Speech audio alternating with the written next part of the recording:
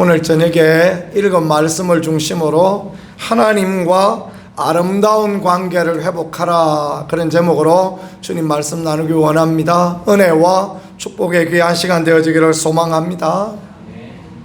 우리는 일상을 살아가면서 많은 만남들을 하면서 살아가고 있지 않습니까? 원하든 원하지 않든 수많은 만남들을 만나고 있습니다.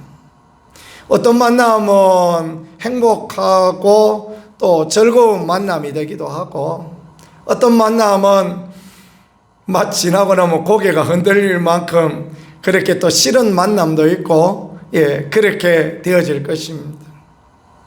우리가 늘 만남을 가지면서 어떤 사람 참 만나니까 행복하고, 어떤 사람 만나니까 아이고 그 인간은 또 안 만났으면 좋겠다 싶고, 우리가 사람들 앞에 우리 자신은 어떨까, 이런 것도 한번 생각해 보는 게 귀하지 않을까요? 그죠? 저는 친구가 별로 없어요. 우리 큰아이는 보니까 막 온 세상이 다 자기 친구라 그러는데, 저도 별로 친구가 없고, 우리 작은아이도 보니까 친구가 별로 없고, 우리 집 사람은 정말 온 세상 사람이 다 자기 친구인 것 같아. 저 마을 해간 할머니도 친구고. 왜 그럴까 물음표들을 문득 이렇게 가져봅니다.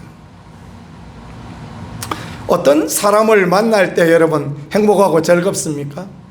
내 이야기를 잘 들어주는 사람, 수긍해주고 지지해주고 하는 그런 사람을 만나면 행복하지 않습니까? 그러면 우리는 또 어떤 사람이 되어져야 되겠습니까? 우리가 마음이 넓어져서 남 하는 이야기를 잘 들어주고, 고개도 끄덕거려주고, 때로는 맞장구도 쳐주고, 그래 아이고 그래 그 말 맞지, 때로는 아이고 힘들었지 하고 이렇게 지지해 줄 수 있는 이런 관계, 얼마나 소중하고 귀할까라는 거 그렇게 생각해 봅니다. 그래요, 바울은 그런 분이었습니다. 늘 마음이 넓어서 많은 사람들을 품어줄 수 있는 사람. 때로는 그도 마가 그런 놈하고 데리고 갈 수 없다고 막 바나바하고 싸우기도 했지만, 다혈질이기도 했지만, 그러나 복음 전하는 모든 곳에서 바울은 넉넉한 넓은 마음을 갖고 있습니다.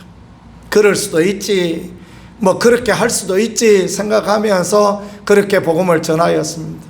왜 그렇게 했습니까? 하나님의 마음을 본받았기 때문에 그렇습니다. 고린도인들은 그렇지 못했던 것 같습니다. 마음이 좁아 터져 있었던 것 같습니다. 그래서 13절 오늘 말씀에 내가 자녀에게 말하듯 하노니 보답하는 것으로 너희도 마음을 넓히라, 이렇게 사도 바울은 권면하고 있습니다. 고린도인들이 바울에 대하여서 마음을 닫고, 복음에 대하여서 마음을 닫고, 바울 일행에게 마음을 닫고, 그래서 그 바울 그 무슨 사도냐, 그의 일행들도 다 시원찮다, 이런 이야기를 하면서 이제 배척하고 외면했던 이유가 있었는데, 그게 무엇이었을까요? 14절이 그것을 가르쳐 주시는 것입니다.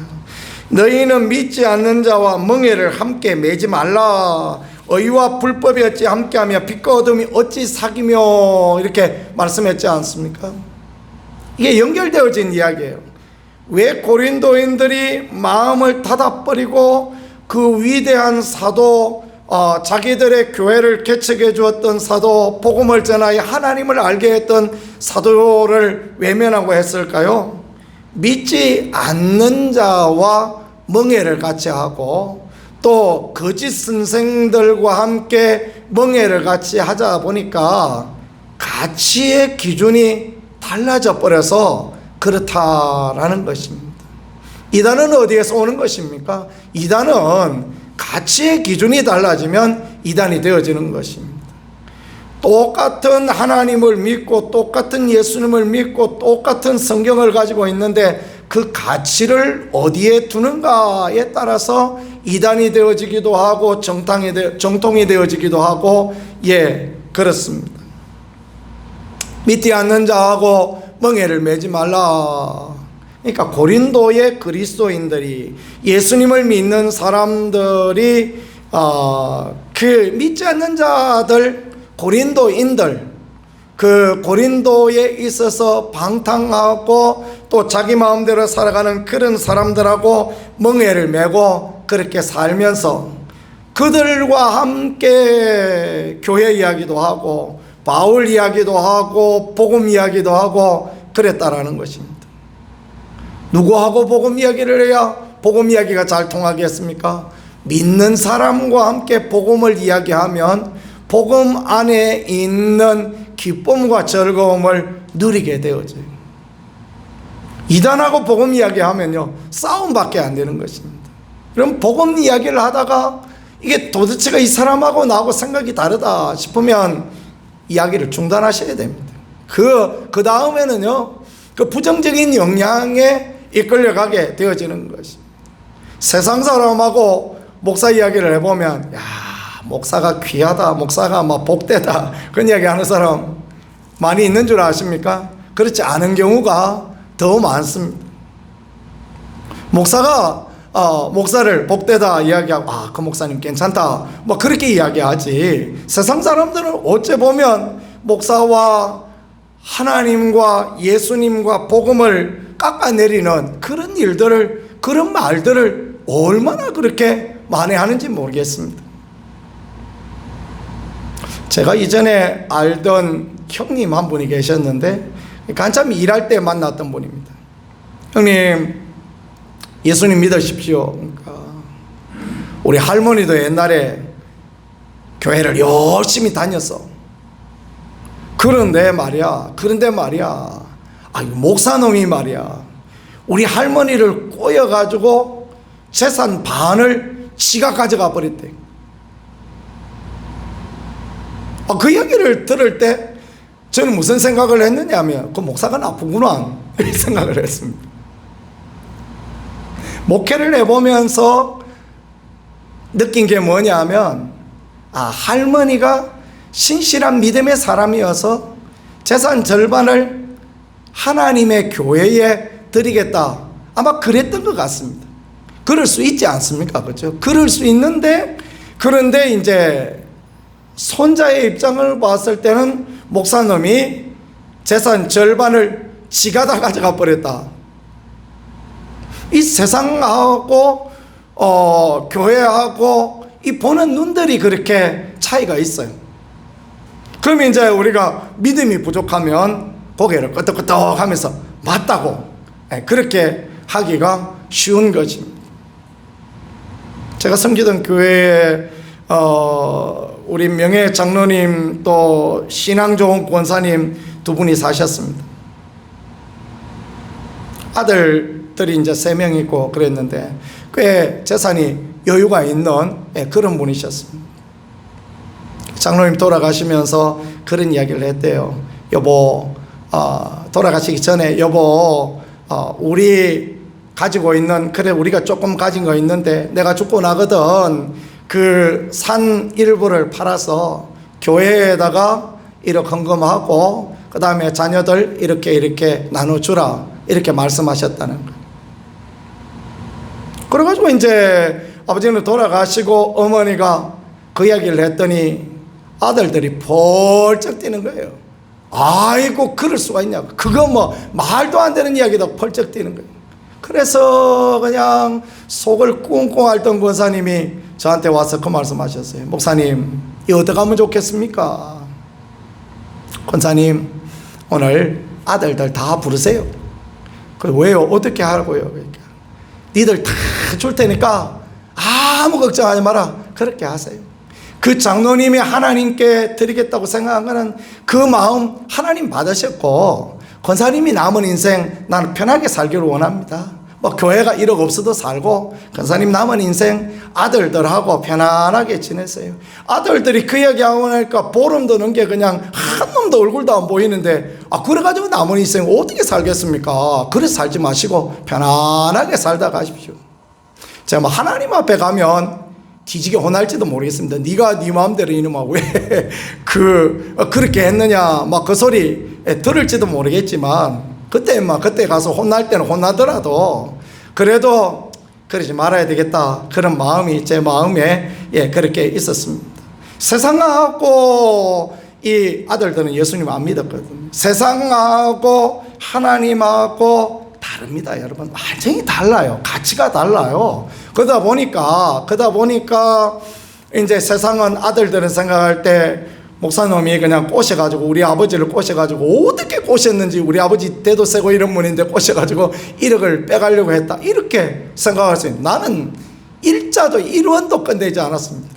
제가 뭐 성격상 이런 꺼낼 만한 그런 사람도 아니지 않습니까? 가만히 있었어요.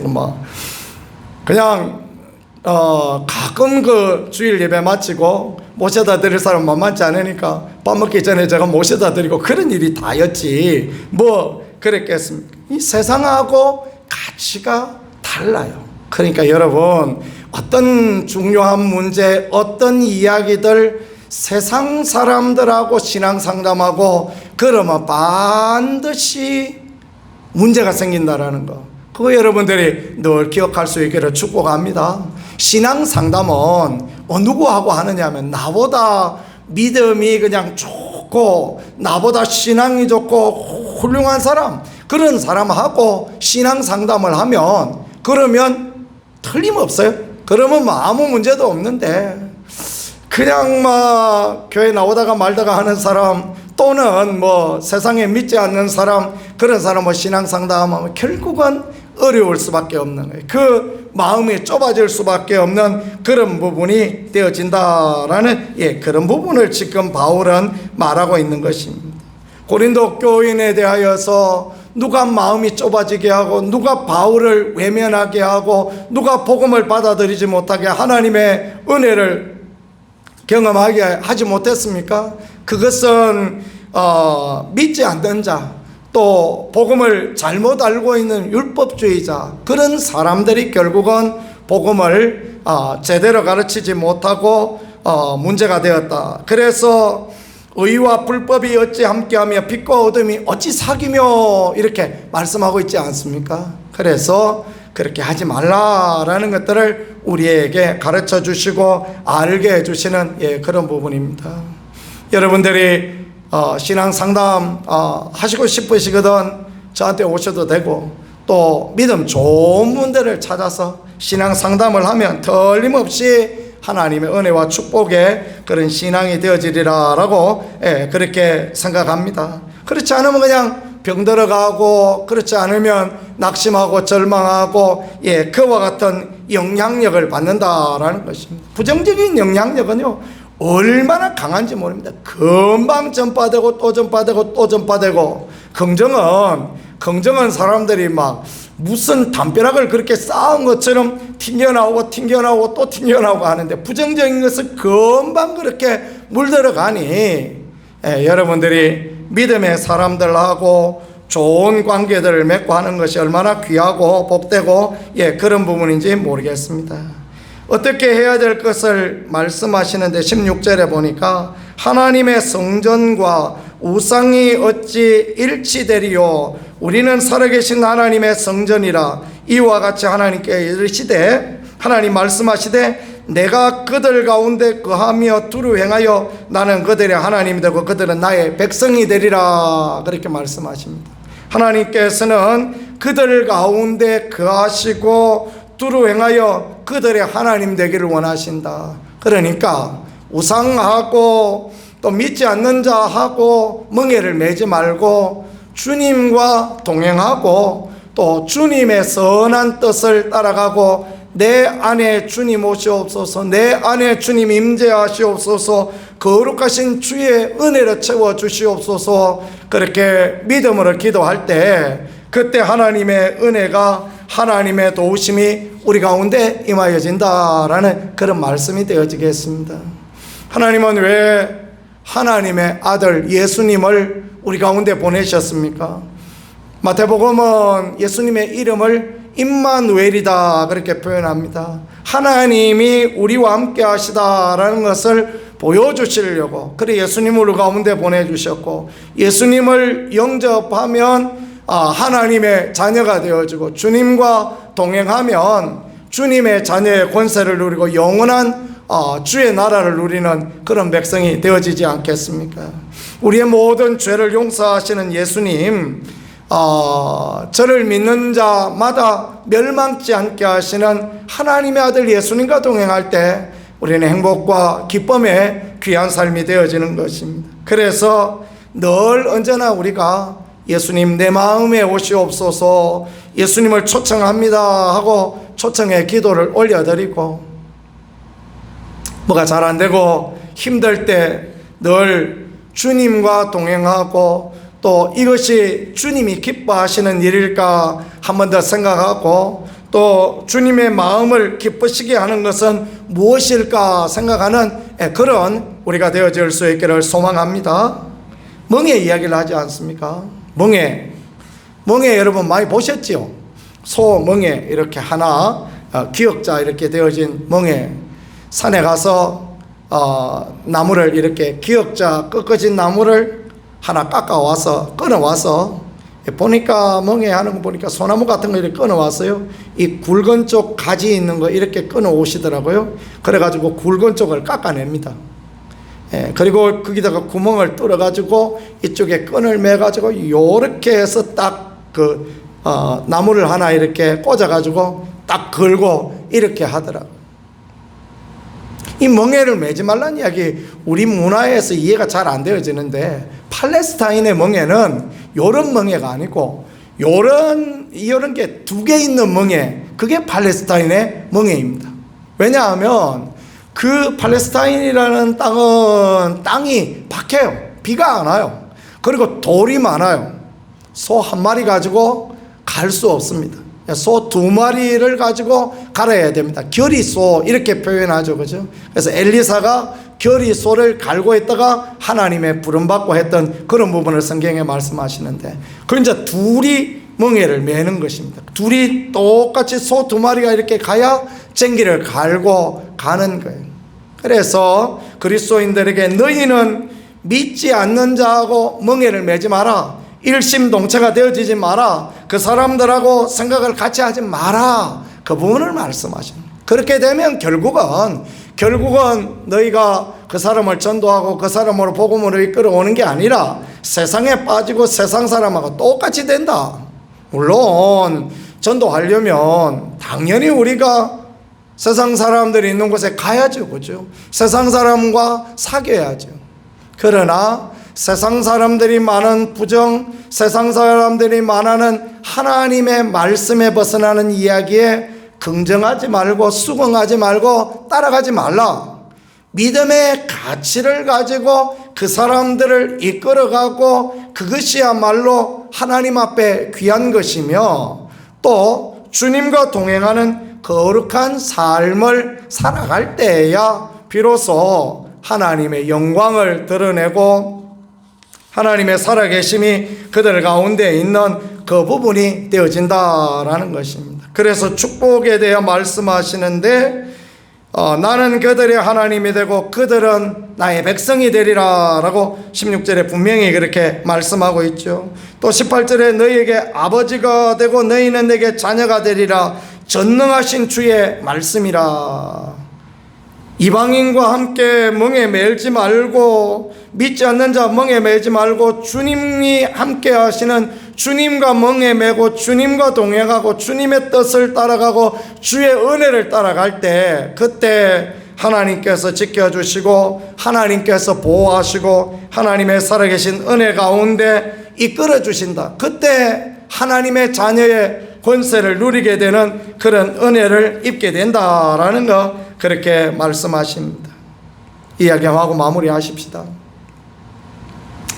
1985년 6월 달에 TWA 847이라는 비행기가 납치되었다고 합니다. 기장은 존 테스트레이크라는 분이셨는데, 괴한들이 와서 이제 그 기장이 있는 그 문을 열고 와서 권총을 들이대고 수리탄을 들고 그러면서 이제 비행기를 납치해 버린 것입니다.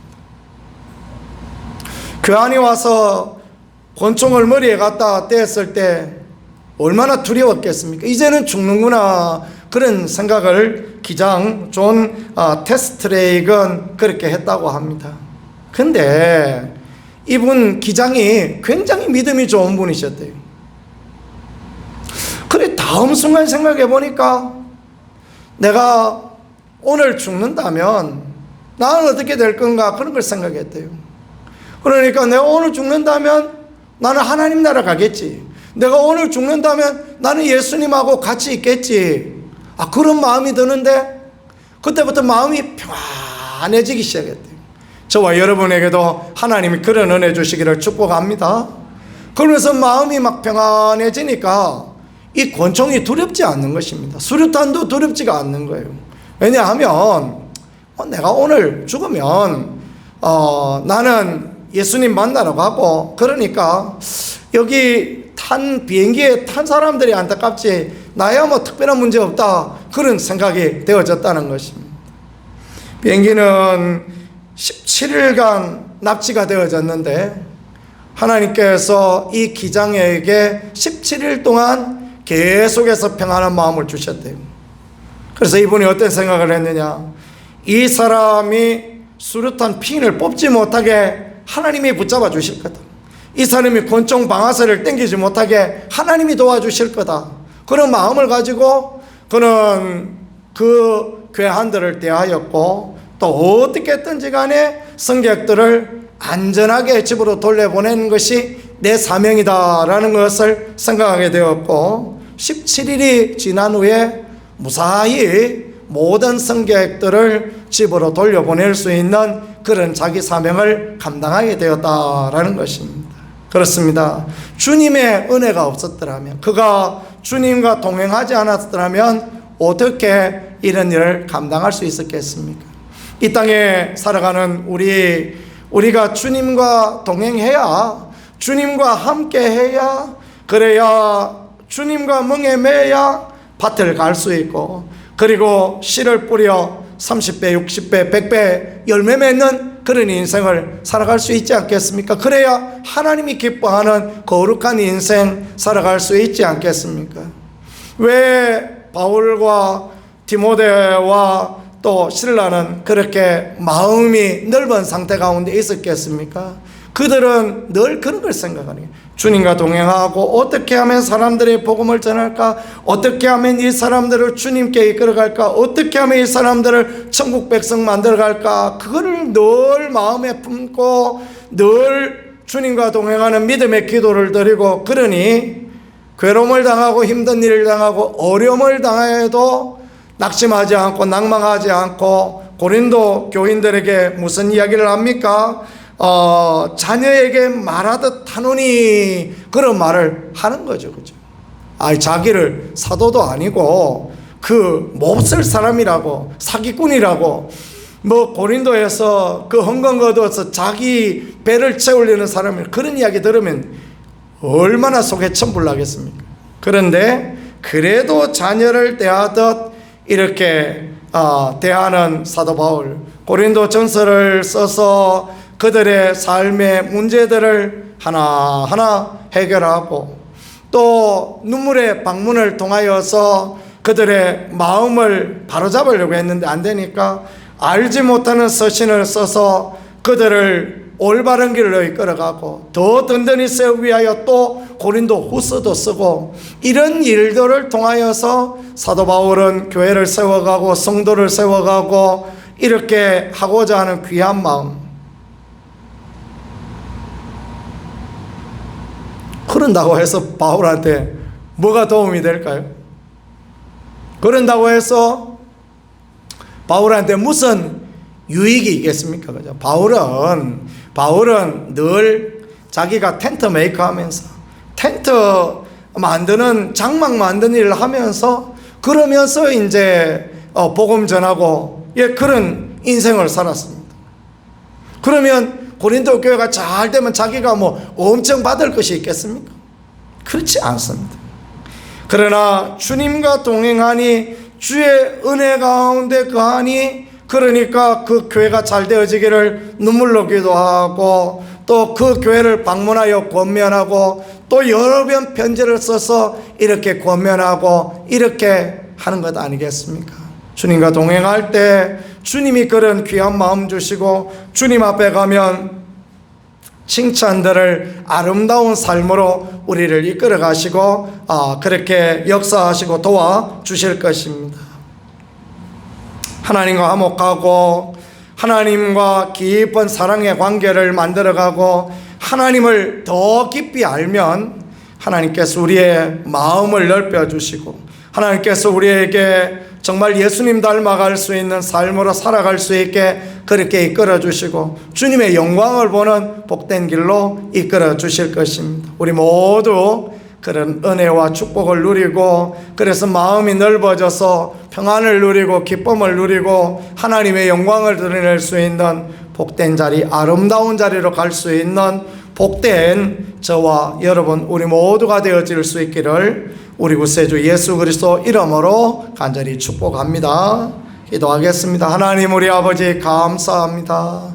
우리에게 은혜를 허락하여 주셔서 주님과 늘 동행하고 주님의 그 은총 가운데 가는 우리가 되게 하여 주시고 마음이 넓어지는 우리가 되게 하여 주시며 그래야 해서 세상 가운데 하나님의 영광을 드러내는 복 있는 성도 아름다운 그런 사람들이 되어질 수 있게 은혜로 인도하여 주시옵소서. 세상과 함께하지 아니하고 세상을 따라가지 아니하고 주님을 따라가고 주의 영광을 보는 그런 우리가 되어 하나님으로 우리 아버지가 되고 또 우리는 그의 자녀가 되어서 하나님의 이끄심 도우심 은혜를 누릴 수 있는 우리 모두가 되어질 수 있도록 축복하여 주옵소서. 주님이 항상 이끌어 주시고 함께하여 주실 줄 믿습니다. 은혜 주실 줄 믿습니다. 우리 주 예수 그리스도의 은혜와 하나님의 무한하신 사랑하심과 성령의 교통과 함께하심이 이 자리 모인 모든 분들에게 우리 교회 위에 영원토록 함께하실지어다. 아멘.